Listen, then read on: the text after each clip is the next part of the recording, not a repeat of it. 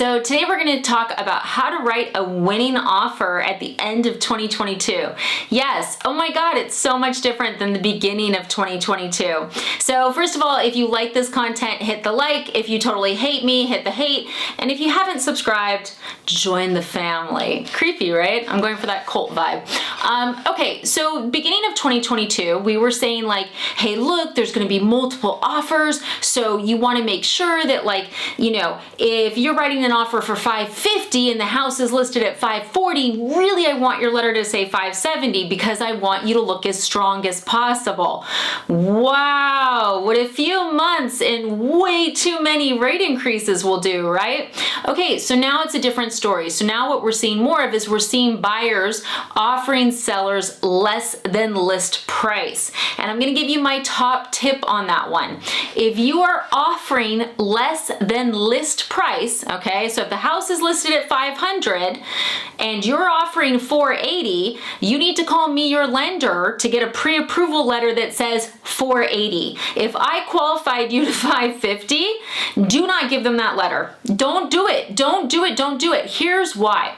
So the psychology is completely shifted.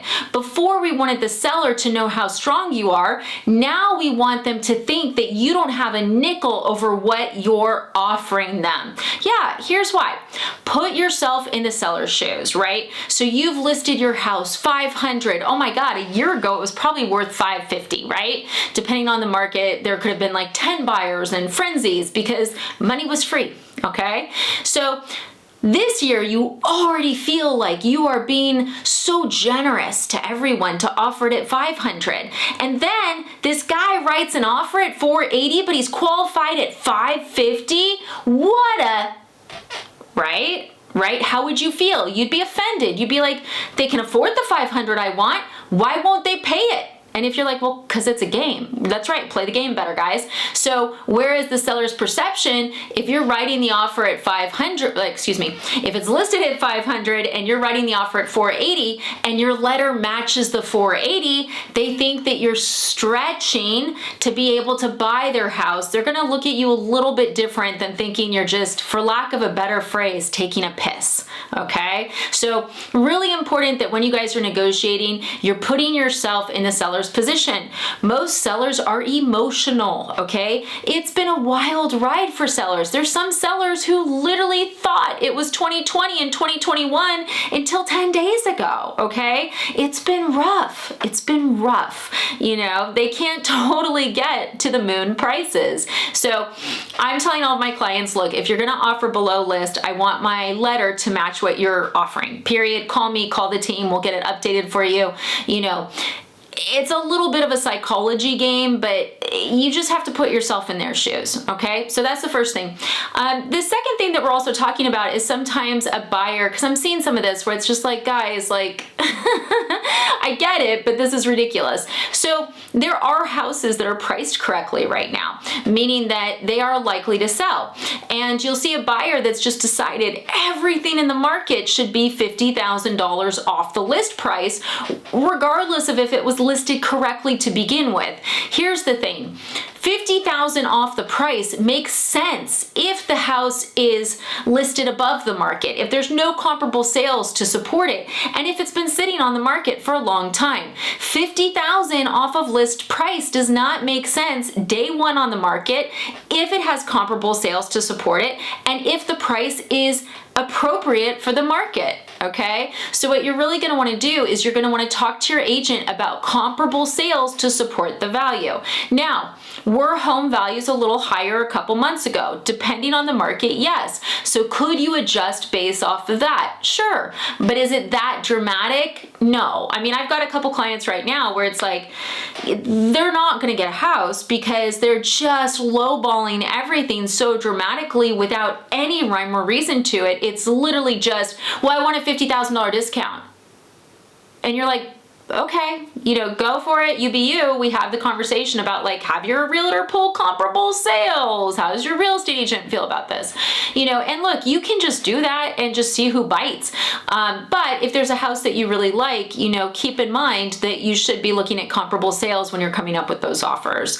So that's the second thing I think is really important. Another is, we are lock and rolling everyone, okay? And if you guys haven't seen my other videos on lock and roll, this is a really good way to get your offer accepted right now. There are still competitive markets, guys. There's still markets with multiple offers. It's not, you know, the newspaper and YouTubers love to paint a broad stroke of housing market insane, which wasn't true for all areas.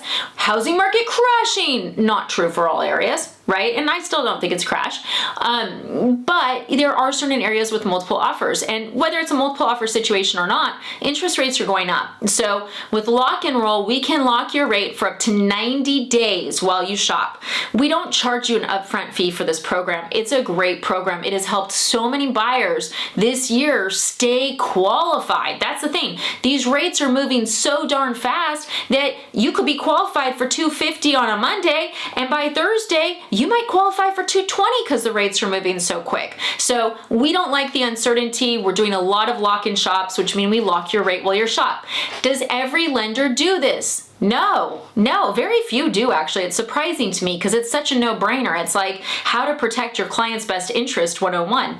But no, and look, we have to talk to you about it. We don't automatically get your application and lock your rate. We talk to you about it. We tell you the pros, we tell you the cons, we walk through it together, and ultimately it's your decision. But if you are writing an offer this year, yeah, I would definitely be making sure that your rate is locked, because the Fed is saying that they're definitely going to increase rates 2 more times this year.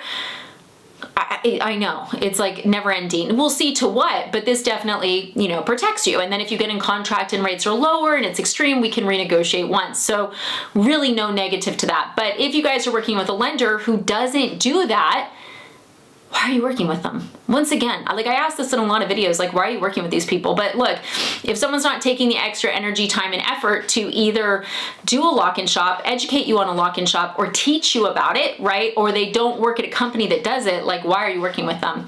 So as always, I hope this video has been helpful. I am licensed in 48 states to do mortgages. So my team and I would love to help you. We are everywhere but Utah and Rhode Island. So please, please, please reach out. Link to the calendar. There's an app link if you're like, I'm ready, and you just want to get pre-approved. My cell phone number, you can text me. Better at calls than texts. But look, we love to work with you guys and we'd love to help out. I hope this video was helpful. Thanks.